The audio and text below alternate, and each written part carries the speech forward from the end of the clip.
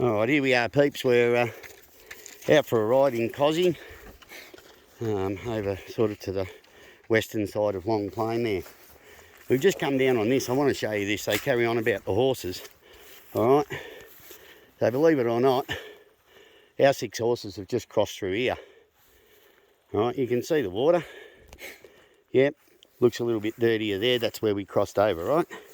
Please note the banks. 6 horses just came through here with riders on. Alright, flattened grasses, no damage. Now let's turn this way slightly and we're going to go backwards. I'm going to start you here and we're going to go for a walk. So a bit of perspective. There's your alpine seep pond there. Another little seep hole there. Let's have a walk through this. Alright. Now this ain't Brumbys, folks, this is pigs. What they do is they get in here. There's grasses, there's a few little mosses and things. What they do, they get their noses into the ground and they turn this over. Have a look at the size of these clumps of sod, people. Okay? Now if a farmer did that, he'd be using a disc plough. He'd be charging through his paddock, he'd be turning the lot over. You know, in a way it's good, it aerates the soil, it turns it over. The grasses and roots and everything break down, they get back into the soil, they keep it nice and rich. And I mean, it is nice and rich. Have a look at the colour of it. Right, the darker the soil, the better the nutrition value, right?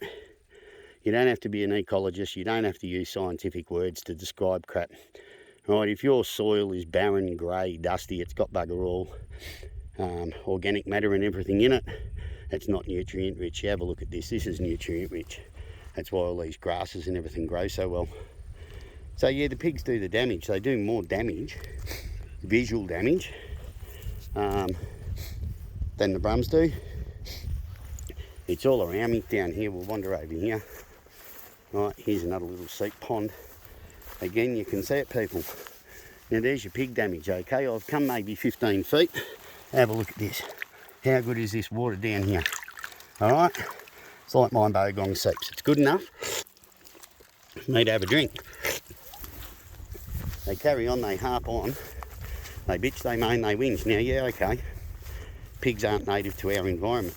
Neither are horses, neither are deer, and pigs do this. Alright, it's easier to see. It's far more destructive in visual terms than some Brumbie hoof prints will ever be. And it just keeps on going, and going, and going. Alright, so it's up here on the tops, it's where the moisture is. They get in here, here you go, this is what they're after. Alright, so they're after nice juicy roots and things.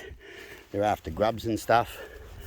And they turn it over. Now they're nature's ploughs. Brums are present, there's some brum poo.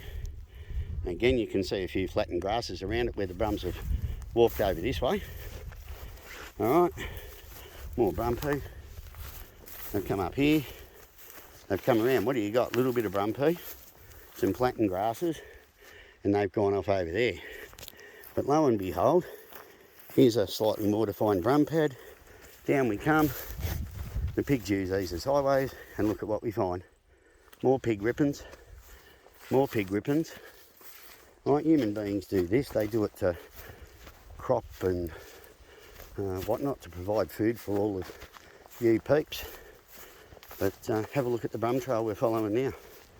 Okay, some flattened grasses, you can see it, but there's no bare ground, there's no torn up ground. We're back to where we started. There's the brum pool again.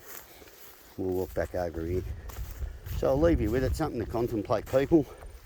Yeah, visually destructive, but it could be argued that it's doing for the environment and the ecosystems up here what farmers do to produce food. Is it more visually destructive than your Brumbys? Hell yes. Sadly, the Brumbys have got to go. Anyway, we'll mount up, we'll keep on riding, we'll come back to you later.